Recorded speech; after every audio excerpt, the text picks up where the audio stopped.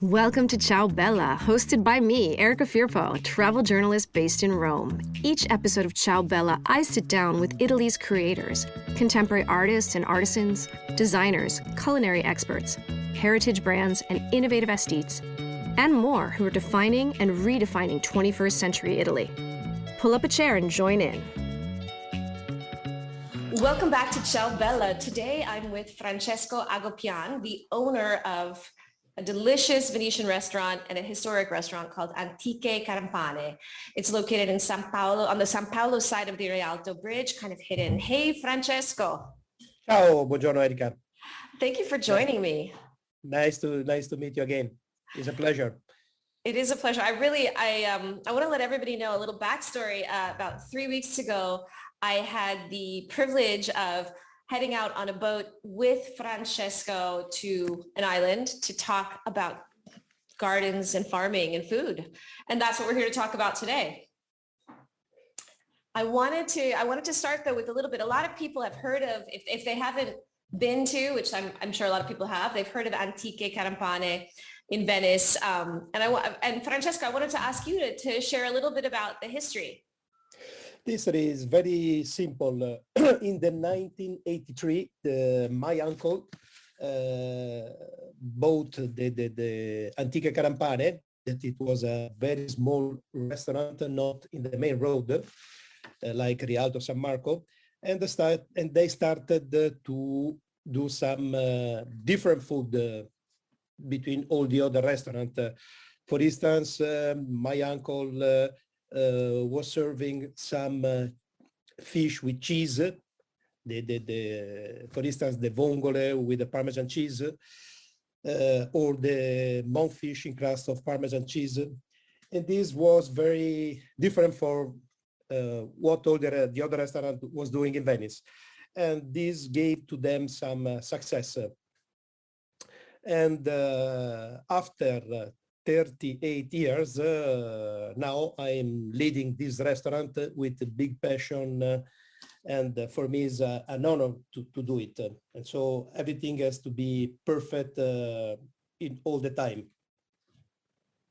Oh, that's nice to hear. And I think, what I think is kind of amazing is that you've taken perfection in a whole new direction with this new project that we're about to talk about. But before we talk about the project, Osti and Orto, I wanted to give everybody one of the things a long time ago, I lived in Venice, and Venice has been around forever. And I know that you grew up in Venice, Francesco. Yes. And your kids are growing up in Venice. In fact, we had a great conversation about, your kids playing in the campi and the freedom that they get that maybe a lot of people wouldn't get in other cities because of the way Venice is located or the way Venice is situated. But one of the things that struck me was, we talked about how the neighborhood where Antiche Carampane is still the same as it was probably like 500 years ago, 600 years ago. It's so old. Yeah, it's the same area. It was a red light district area, because when the last man of Carampane family died, he gave to the government, the Serenissima, at the end of the 13th century, all the building. And the Serenissima put the very old prostitute. There were about 25,000 prostitutes in that century in Venice. The very old one was put in the area of Carampane. They weren't allowed to go to the church. They weren't allowed to go to the gondola.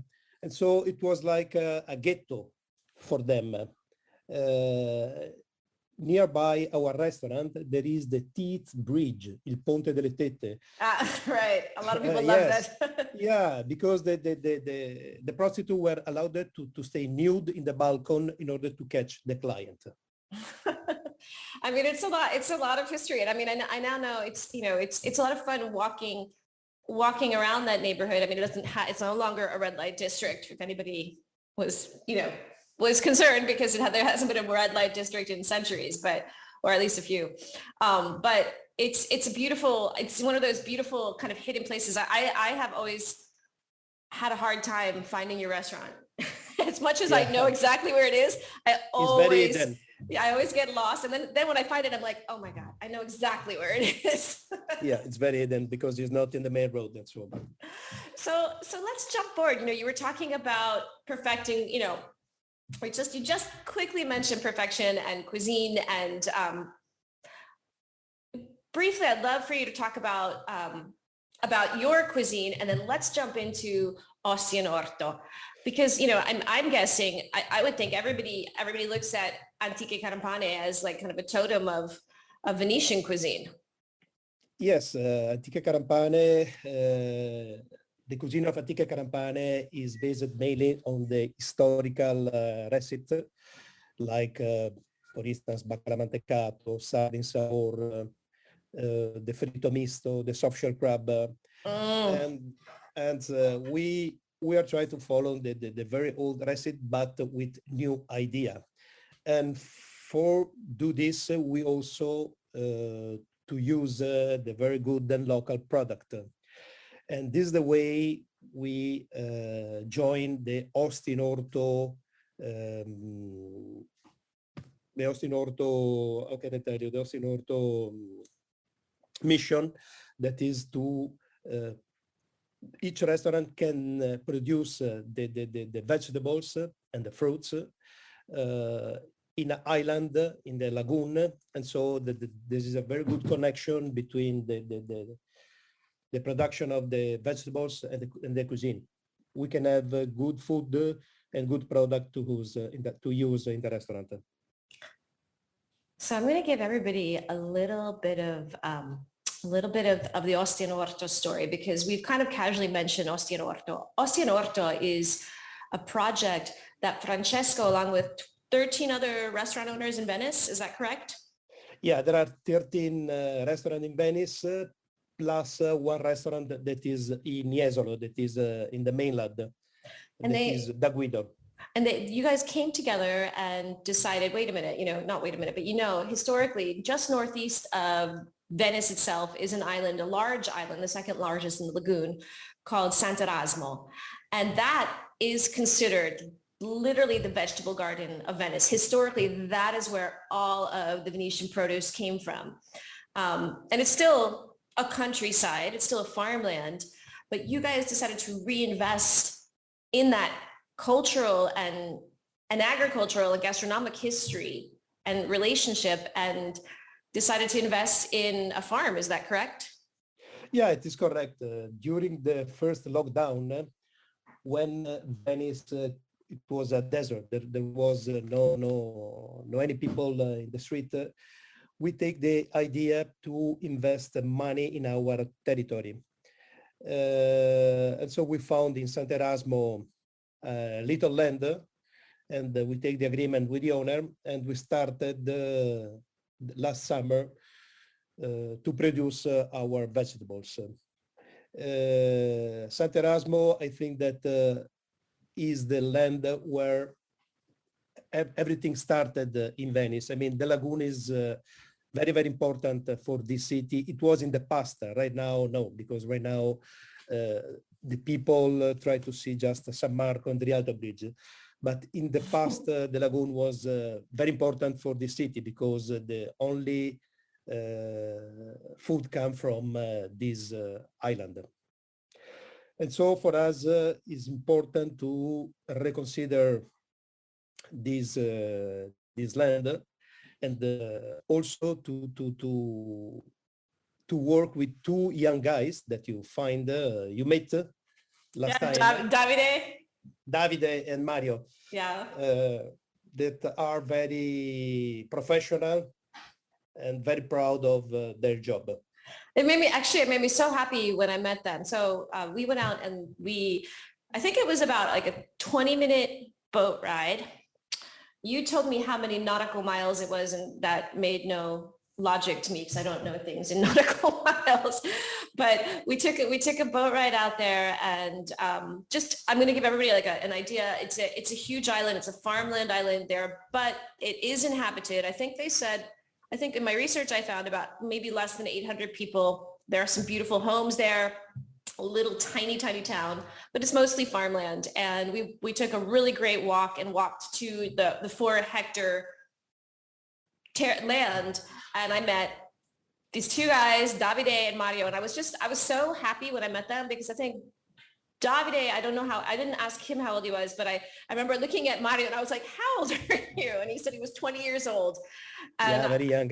And he was so passionate, and we talked a lot about farming, about what they're planting, how they're learning. But it was really nice to see his investment, and also Davide's, obviously, in the project and in the future of the project. Yes, they are very proud and very serious in what they are doing.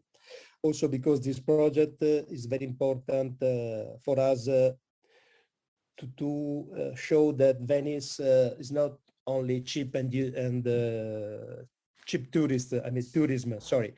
But if there is a serious project, you can do great things in this city. Not only ice cream to walk in ice cream or pasta to go, but we can do great things for our city. And this is our idea and our project. Well, let's talk a little bit about what you're growing, because we had, I got to see it in February, and then you told me I have to come back in April, so because in February it was cold, and we all know that's a different growing period. But I know we talked about there's Lattuga Veneziana, Fagiolo Verdon. Yes, Fagiolo Verdon. It is a kind of very special fagiolo. And that's for everybody to know, that's beans. What is Lattuga Veneziana? What is that different from the lettuce that I would know in Rome? Lattuga maybe is more tender, is very, very soft, and the taste maybe is more salty than the other one. But now that the spring is coming, we expect to have also the asparagus, the green beans, the artichokes that are very famous in the San Erasmo Island. Oh, that's right. There are specific San Erasmus artichokes. Oh, and then yes, you mentioned that in 2 weeks, I guess maybe in 10 days now, you're going to have, I think it was March 25th or April 20th. No, it's April 25th. So in a month. Yeah. So we did Risi e Bisi. Did I say that right? Risi e Bisi, that is the place of the Doge. It's called because it is the favorite place of the landlord in Venice. That was the Doge. It was Risi e Bisi, something very rich and very special for the taste, and it's a very good piatto. And that's rice and beans, correct? Yeah, no, rice and green beans. Rice and green beans. The green beans. Right. That's right. And then I think that one of the things that, when I was talking to you and I was talking to Davide and I was talking to Mario and Beppe, was that, this is not simple. This is not just a passion project. This is a very well thought out long-term project, because those guys are thinking about, it was amazing to look at the calendar and not just see the plantings, but how they were recording the rainfall, how we were talking about the different winds that can affect the different crops, because you're on this island in the middle of the lagoon. So just so everybody understands, it's exposed. It's got winds coming from 2 different directions. So how they plant and what they're planting is really, really, really, they have to be very, very focused. Yeah, for sure. And our project, I think, for the time being, is a dream that we are trying to take to the end, because it's not easy for 13 head to stay well together. But month by month, after by month, we are trying to convive and to use our vegetables, what we are producing. Well, actually, I wanted to ask you, I know that, Davide and Mario were very, very keen to tell me and insist, hey, the project's not even been a full year.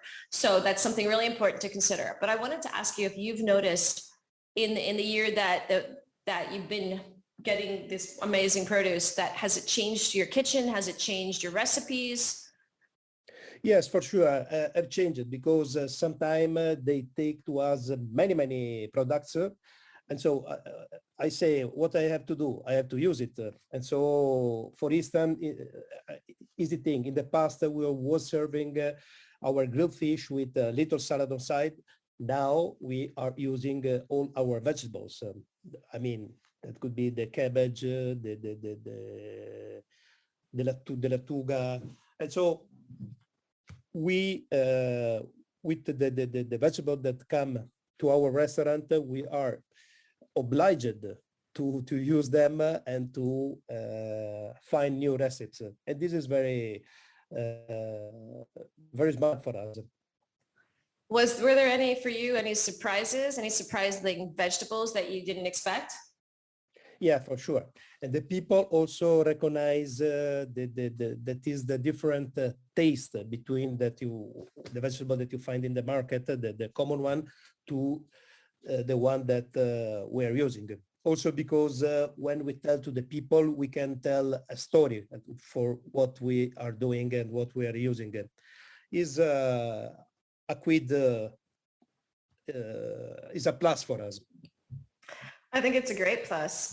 One of the other pluses that I made a quick note of when I was talking to all of you was the possibility of creating a seed bank, because I know that Davide and Mario were so excited, not just by what they were growing and creating this circular economy with you and the restaurants in Venice and Jesolo, but they were also so excited about collecting seeds and that, you know, in a certain sense, heritage seeds or seeds that, you know, for produce that hadn't been grown there in ages.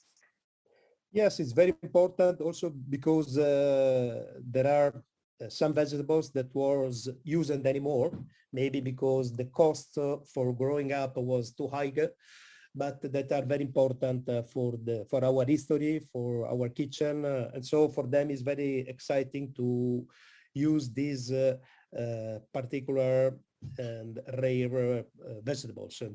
Like, as you mentioned, the lattuga, the Sant'Erasmo.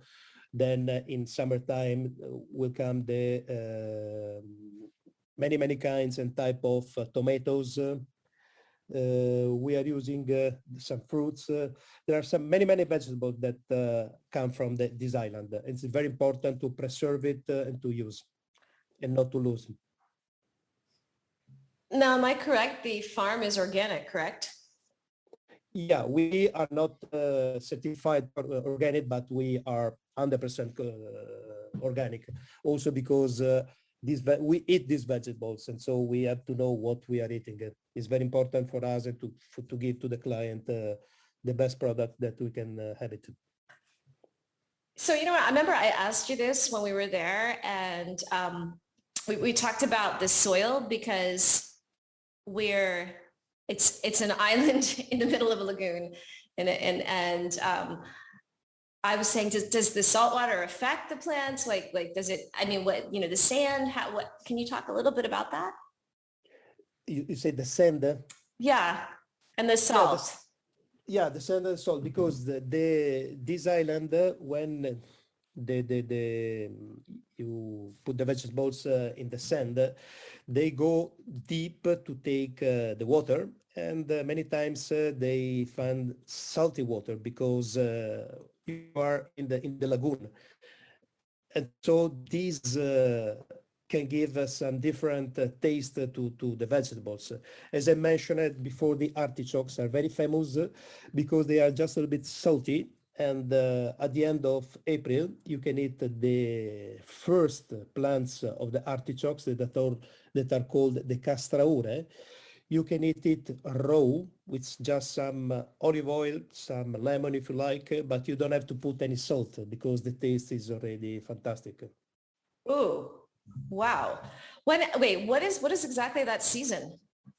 The season is the end of April, about to start. Depends from the weather, from the sun or the rain, but usually start from the 20th of April till the first week of May. Oh, see, this is great, because I will I just happen to know that I'll be in Venice Oh, the fantastic. the 20th of April. So I'm going to, after our interview, I'm going to talk to you about my reservation. Fantastic. And so you have to come to try. Of course I will. Now I have one last question that I wanted to ask you. Actually, I have two. One of my questions is, Antica Carampane is one of the restaurants. What are some of the other restaurants in Venice so that we can go out and find them and experience the Orti and Osso, the Osti and Orto? Osti and Orti, no problem. The other restaurant are Alcovo, that is located in San Marco, Covino, that is a branch of Alcovo and is very close to the big restaurant Alcovo. We have Vini da Gigio, that is located in Canareggio. We have Trattoria Anzolo Raffaele, that is nearby the Zattere. We have the Ristorante Riviera. There is Da Ignazio, that is nearby us in San Polo.